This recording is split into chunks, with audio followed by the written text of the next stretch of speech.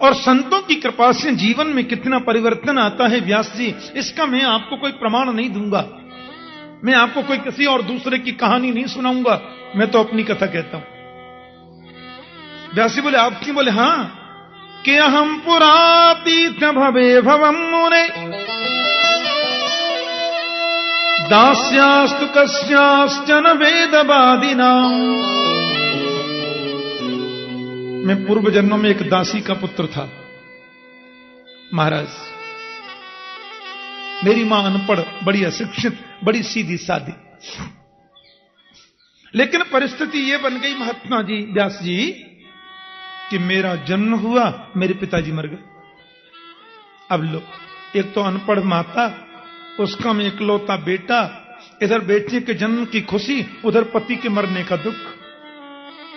मेरी मां क्या करती? मुझे पाला। उसको लगा कि समाज में बड़ी विकृति है, पता नहीं लोगों का कैसा भाव रहे। मैं जब 6-7 महीने का हुआ होऊंगा, थोड़ा बड़ा हो रहा था, मुझे गोद में लेकर मेरी मां ऋषियों की चरण में चली गई। ये सभी ऋषि सदगृहस्थ ऋषि थे, बड़े वेदवादी ऋषि। दस्यासु कश्याश्चन वेदवादी नाम। उन वेदवादी ऋषियों के आश्रम पर मेरी मां मुझे गोद में लेकर के गई। ऋषियों ने पूछा, कहो बेटा। बोले बाबा, पति रहे नहीं, नन्हा सा बालक है, समाज से डर लगता है, बस आप जो सेवा बताएंगे मैं सेवा करती रहूंगी, मुझे तो 2 वक्त का प्रसाद चाहिए। संतों की आंखों में आंसू आ गए। बेटी अंदर जाओ, हमारी धर्मपत्नी है, हमारे बाल गोपाल हैं। अब उन ऋषि पत्नियों से तुम पूछ लो, जो सेवा तुम्हें मिले वो सेवा करके तुम सानंद आश्रम में रह सकती हो बेटी। क्योंकि आश्रम का मतलब क्या है? जैसे आपने देखा हो, कभी लोग धूप में चल रहे हैं, बड़ी तेज धूप है, नीचे से पैर जल रहे हैं, ऊपर से सिर जल रहा है, पसीने पसीने हो रहे हैं। आपको दिखाई दिया दूर कोई बहुत बड़ा वटवृक्ष है, उसकी बड़ी दूर दूर तक छाया है, उसके नीचे आप जैसे पहुंचे और पहुंचते ही आपने कहा, आहा, श्रम गया, परिश्रम गया। तो आह श्रमः गतः, जहां जाने पर श्रम चला जाए, आनंद की अनुभूति हो जाए, उसी को आश्रम कहते हैं। बोलो जय श्री कृष्ण। संसार का कोई भी श्रम, संसार का कोई भी ताप जहां अपना प्रभाव न दिखा पाए, उसको आश्रम कहा जाता है। मेरी माता को उन ऋषि पत्नियों ने गौ सेवा दे दी। बेटी तुम यहां गौ सेवा करो, गौ माता का दूध दुहना, गाय को चारा देना, ये सब सेवा करो और आनंद से रहो। प्यार से बोलो जय श्री कृष्ण। मैं भी धीरे धीरे बड़ा हो रहा था, माता का हाथ बटाने लगा। अब मैं बड़ा क्या, मैं तो किशोर होने लगा। ऋषियों ने मेरा नाम रामदास रख दिया है, कोई दास रख दिया। मुझे मन में बड़ी प्रसन्नता होती थी। एक बार वहां और ब्रह्मवादी ऋषि सत्संग के लिए पधारे। आपने देखा होगा चातुर्मास में, बरसात के 4 महीनों में संत लोग एक जगह बैठ के सत्संग करते हैं। अब वो ऋषि लोग जो आए थे, परम मनीषी संत विद्वान, मैं उनकी सेवा भी करने लगा। मुझे बड़ा प्यार करने लगे, बड़ा दुलार करने लगे, उनका आशीर्वाद मिलने लगा। संतों का आशीर्वाद मिले तो भगवंत आशीर्वाद तुम्हें खोजने की जरूरत नहीं है, वो ऑटोमेटिक आएगा। बोलो जय श्री कृष्ण। अब मुझे ऐसा लगने लगा कि कथा सुनते सुनते सुनते सुनते मुझे लगा कि संसार तो सपना है, दुनिया तो सपना है। कि कथा से जीवन में परिवर्तन आ गया और मैं उन संतों के चरण दबाता, उनके पत्तल पे जो शीत प्रसादी बचती। मुझे याद है मैं जब छोटा था ना, एक बार सुदामा कुटी में कथा की मैंने। ये बातें आज से 26 वर्ष पहले। सुदामा कुटी में एक संत थे, टाट बाबा, अब हैं कि नहीं मालूम नहीं। वो संत अपने चरणों में बीछियां पहनते थे संतों में घुंघरू पहनते थे, इतनी लंबी दाढ़ी और टाट पहनते थे। मुझसे बोले मुझे कथा सुननी है। मैंने कहा बाबा सुनाएंगे। तो वहां कथा हुई। अब कथा महाराज वो मैंने उनसे पूछने, बाबा तुम्हारी लंबी लंबी दाढ़ी है, बीछियां काय को पहनो, चूड़ी काय को पहनो? तो संत बोले नहीं। तीसरे चौथे दिन मैंने पूछा, बाबा आपने मुझे बताया नहीं? उनकी आंखों में आंसू आ गए और मुझसे बोले, बेटा हम राम जी की सखी हैं, हमारे तो राम ही सर्वस्व हैं। मिथिला की उपासना है ना, तो सखी भाव है। अब शरीर की दाढ़ी है तो बनी रहो। मुझे आश्चर्य लगा। तो मैंने देखा वो कथा के बाद में भंडारा हुआ। भंडारा होता है ना, तो मैंने उन संत को अपनी आंखों से देखा। जब कथा पूरी हो गई और हजारों संत भंडारा पाने लगे, तो जब संत भंडारा पा चुके तो मैंने देखा वो संत सब संतों की पत्तल से एक एक पकौड़ी, एक एक कोई चीज उठा के दोना में ले रहे थे और उसको खा रहे थे। मैंने कहा बाबा ये? बोले शीत प्रसादी है, संत भगवान की प्रसादी। आज मैं यही पाऊंगा। कथा सुनी है ना, तो मेरा मन है आज शीत प्रसादी लूं। मैं तो देखता रह गया। नारद जी कहते हैं कि वो संत भोजन जब कर लेते तो मैं उनके पत्तल का उच्छिष्ट प्रसाद पाता, उससे मेरी बुद्धि बदल गई, ऐसा नारद जी कह रहे हैं। और मुझे लगा कि अब कथा तो 10 दिन की बाकी रह गई। मैं चरणों में गिर के बोला, बाबा आप मुझे अपने साथ में ले चलिए, जंगल में मुझे छोड़ देना और कहीं ऐसे डाल देना, मैं तो भजन करूंगा। न जाने कैसे मेरी मां को पता चल गया, बाबा ले जाएंगे मेरे बेटे को।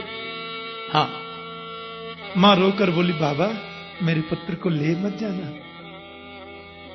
मेरे बुढ़ापे की लाकड़ी यही है, मेरा जीवन में इसी के सहारे जी लूंगी। अब संत बड़ी दुविधा में पड़ गए बेचारे। बेटा कहते हैं मुझे छोड़ नहीं जाना, मां कहती है इसको ले नहीं जाना। बेटा कहता है छोड़ गए तो मैं मर जाऊंगा, मां कहती ले गए तो मैं मर जाऊंगा। हे भगवान, संत बोले क्या करें?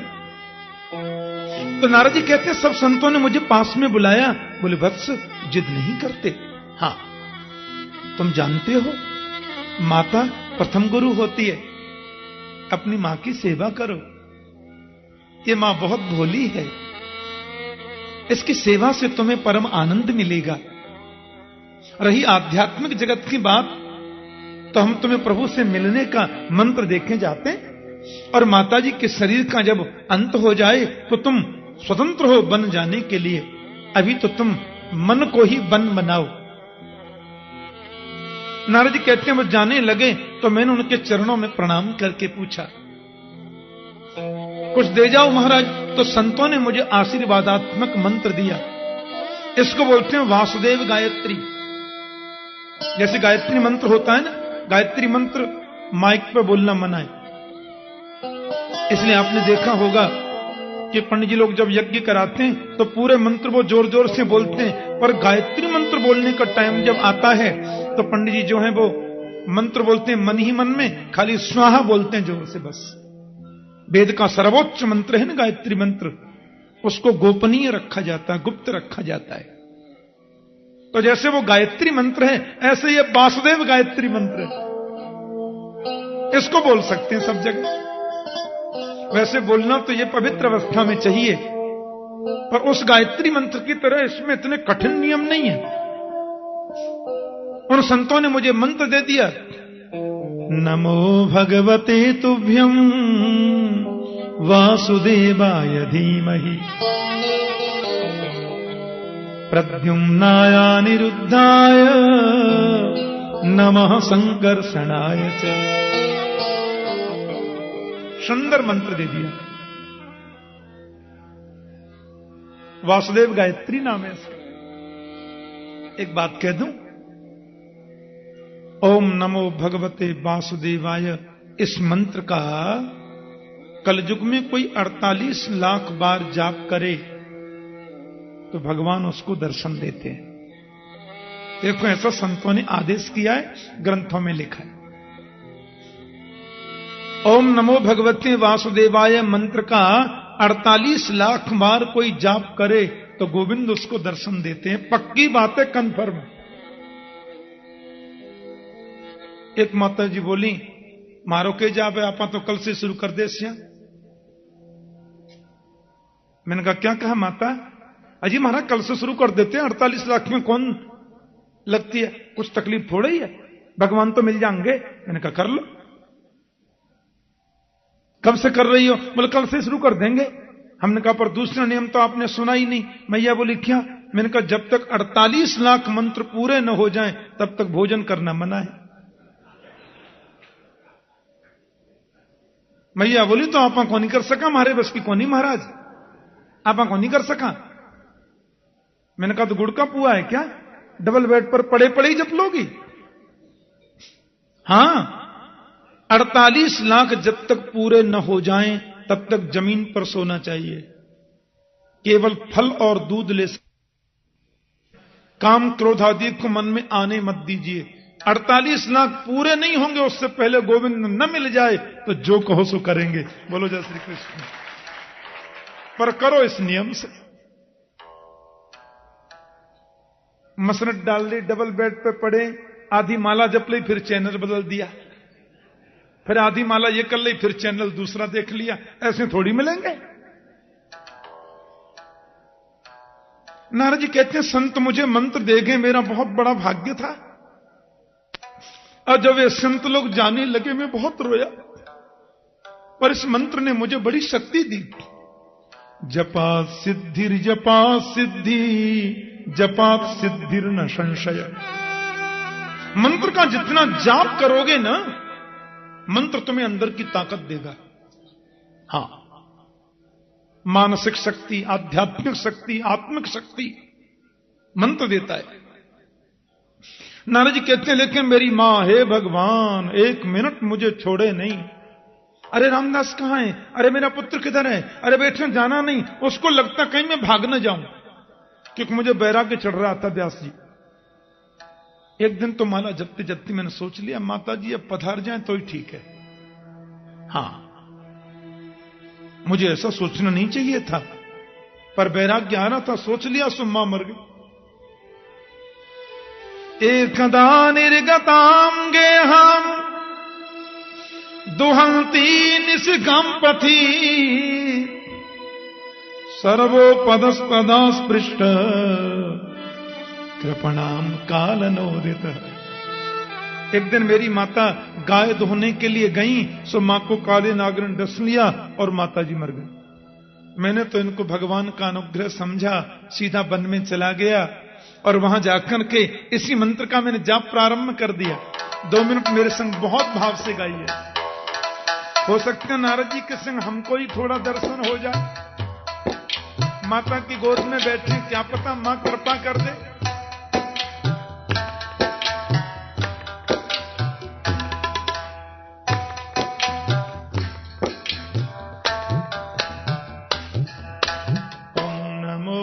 भगवते वासुदेवाय, ओम नमो भगवते वासुदेवाय, ओम नमो भगवते वासुदेवाय, ओम नमो भगवते वासुदेवाय, जय जय ओम नमो भगवते वासुदेवाय, ओम नमो भगवते वासुदेवाय, वासुदेवाय, वासुदेवाय, वासुदेवाय, वासुदेवाय,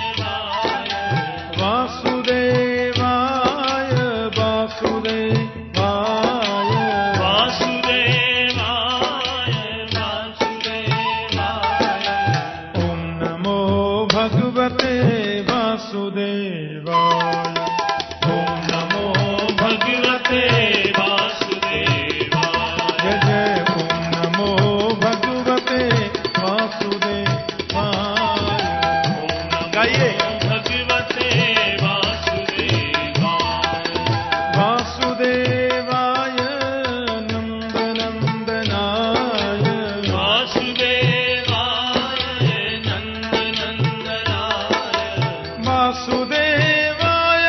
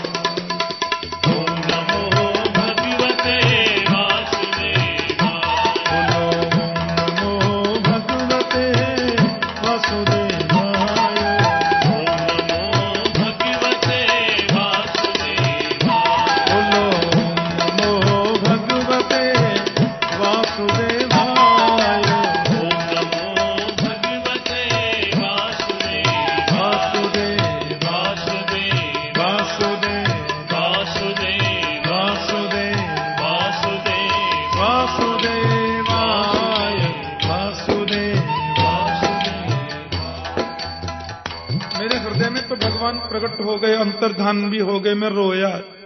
भगवान बोले सक्दिय दर्शितम रूपम एतत् कामाय ते नघ मत काम शनकैर साधो सर्वान मुंचति श्रेयान। अगली बार मिलूंगा, अभी तुम्हारे संस्कार शेष हैं। कहते हैं सारी सृष्टि जब प्रलयंकारी समुद्र में लीन हो गई, मैं भी चला गया। देखो संत कृपा, सत्संग की कृपा, उस मंत्र जाप की कृपा। वही दासी का पुत्र बच्चा रामदास ब्रह्मर्षि ब्रह्मपुत्र देवर्षि नारद बन के आ गया। और मेरे हाथ में जो वीणा है वो भी तो प्रभु ने दी है। देवदत्त इमाम वीणाम स्वर ब्रह्म विभूषिताम। बताओ, संत कृपा से जब दासी पुत्र नारद बन सकता है तो आप भागवत क्यों नहीं लिख सकते? व्यास जी की समझ में आई। नारद ने 3 अंगुली हृदय से लगाई, संपूर्ण ज्ञान व्यास के हृदय में उमेल दिया और व्यास ने फिर भागवत की रचना कर दी समाधि लगा के। क्योंकि समाधि भाषा व्यासस्य, व्यास की समाधि भाषा है भागवत। फिर उन्होंने ही श्रीमद् भागवत सुखदेव जी को सुनाई। भगवान सुखदेव ने वो कथा राजर्षि परीक्षित को सुनाई, 7 ही दिन में मोक्ष मिल गया। बोले महाराज थोड़ा विस्तार से बताओ ना जी। बोले अब ये तो मैं 3 बजे से बताऊंगा। बोलो जय श्री कृष्ण। आप लोग ठीक 2:45 बजे आना। बोलिए श्री बाल कृष्ण लाल की जय। श्रीमद् भागवत महापुराण की जय। श्री श्री कात्यायनी माता की जय। सद्गुरु देव भगवान की जय। राजा रामचंद्र महाराज की जय। जय श्री राधे द्वारिकाधीश की जय। परम मंगलमय परात्पर अखिलेश्वर अकारण करुणा वरुणालय भक्त वांछा कल्पतरु तड़िद्युत विनिंदक पीताम्बरधारी श्री बालकृष्ण लाल की वांग्मयी प्रतिमूर्ति श्रीमद् भागवत महापुराण।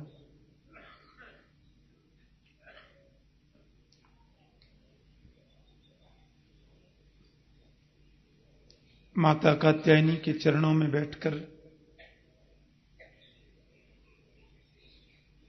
संतों की पवित्र सन्निधि में परम संत स्वामी श्री विद्यानंद जी महाराज के विशेष सानिध्य में आप सब भगवत चरणानुरागी भक्त वृंदों के मध्य श्रीमद् भागवत ज्ञान यज्ञ सप्ताह कथा में प्रातःकालीन सत्र में हम लोग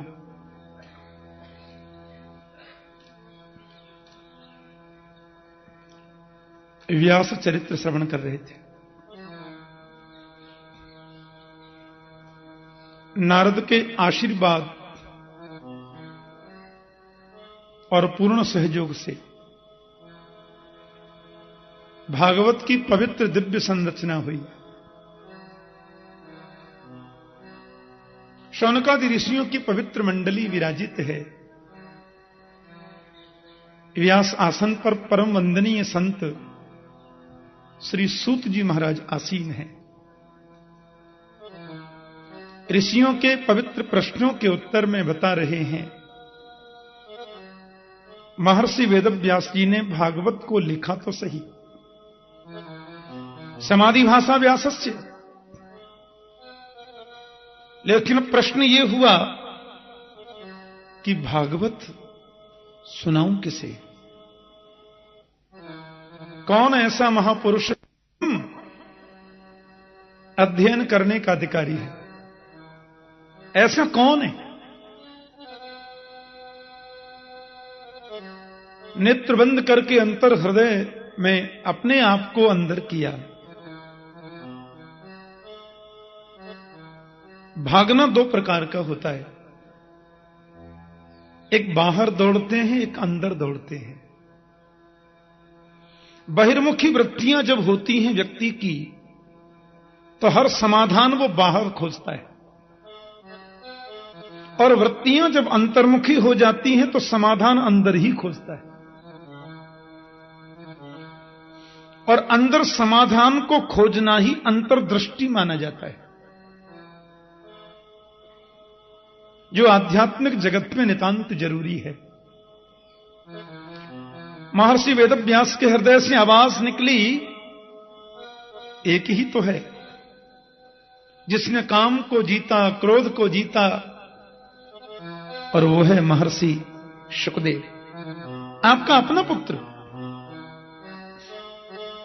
उन्हीं को बुलाओ, भागवत का अध्ययन कराओ। क्योंकि व्यास बड़े ऊहापोह में थे, किसको सुनाऊं? यदि भृगु ऋषि को भागवत पहले सुनाऊं तो उन्होंने क्रोध को तो जीता नहीं। एक बार तो ऐसी स्थिति बन गई कि भगवान के वक्ष पर ही पाद प्रहार कर दिया, क्रोध को जीता नहीं। और यदि ऋषि विश्वामित्र को सुनाऊं तो क्रोध ऐसा कि वशिष्ठ के कितने पुत्र मार दिए, और काम ऐसा कि मेनका नाम की अप्सरा आई, सबकी एक किराए पे पानी फेर के चली गई।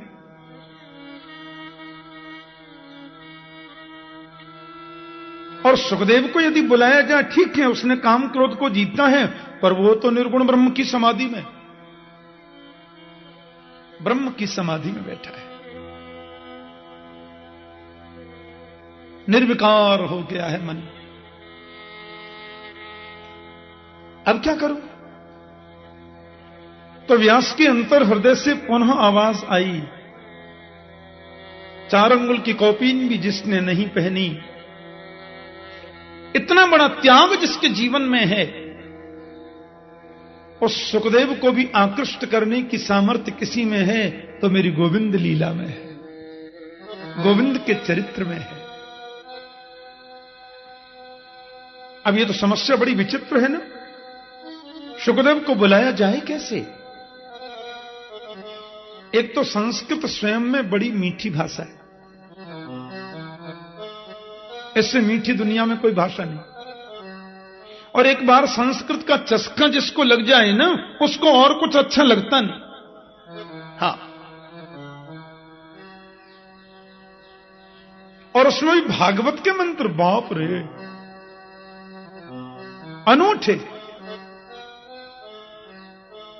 कई बार तो मुझसे विदेशों में लोग कहते हैं, ठाकुर जी आप संस्कृत जब श्लोक गाते हैं ना, तो भले ही समझ में कम आता हो, लेकिन इच्छा होती है सुनते ही रहें। ये श्लोकों की महिमा है, भागवत के संस्कृत मंत्र हैं ही ऐसे। अब समस्या हो गई, महर्षि वेदव्यास ने अपने शिष्यों को बुलाया, नन्हे ब्रह्मचारियों को, और बोले जहां सुखदेव समाधि में हैं वहां तुम ये मंत्र गाना, शायद वो आ जाए। विश्वास इसलिए है कि कृष्ण चरित्र है, ये बड़े बड़ों को पछाड़ देता है। बोलो जय श्री कृष्ण। हाँ,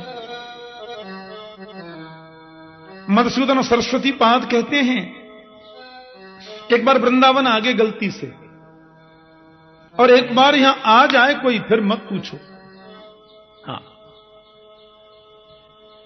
फिर तो बार बार खींचता है। और मधुसूदन सरस्वती पाद जब वृंदावन आए, यहां 2, 4, 5 दिन रह गए, वेदांत के परम उपासक। अब लौट करके जैसे ही बनारस में गए तो मन कहता चलो वृंदावन, मन कहता चलो वृंदावन। अपने मन को कहते नहीं नहीं मुझे वृंदावन नहीं जाना, फिर मन कहता चलो वृंदावन। तो अपने मन को समझाते हैं, रेचेत कथयामि ते हितमिदं वृंदावने चारयन् वृंदम कोपि गवं नवं बुधनिभो बंधुर्न कार्यस्त्वया सौंदर्यामृतमुद्गिरद्भिरमितः सम्मोह्य मंदस्मितैः रेशत्वाम तव वल्लभांश्च विषया ना सुक्षयम निश्चते।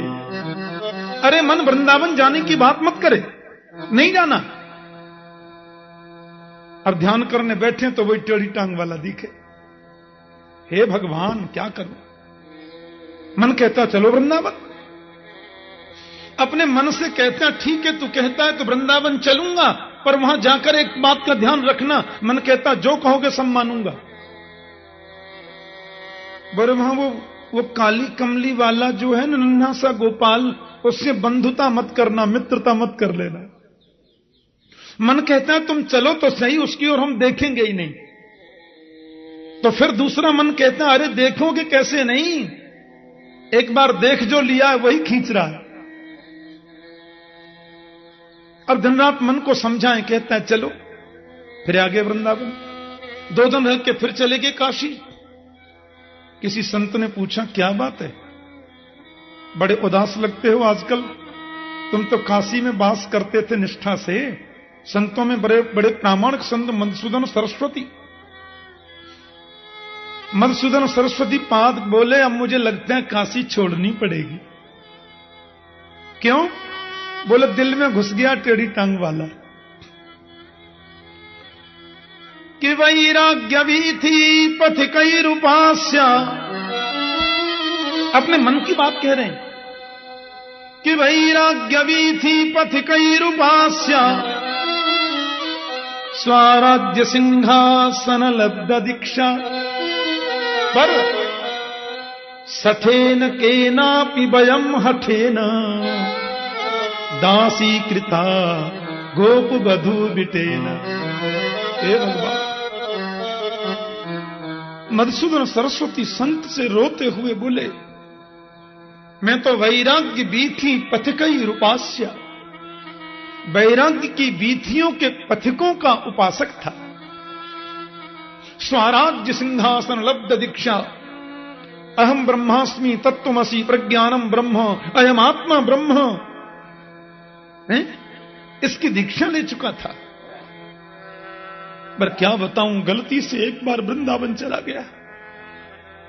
अजी हुआ क्या, सठेन केनापि वयम हथेन, कैसा संबोधन किया गोपाल के लिए। उस गोप बधूटी के बालक ने, किसी सठ ने हठ पूर्वक मुझे ऐसा दास बना लिया कि अब मैं कहता हूं कृष्णात् परम किमपि तत्त्वम हम न जाने। उससे बड़ा भी कोई परम तत्व है जब मुझे नहीं मालूम। अब तो वही खींच रहा है।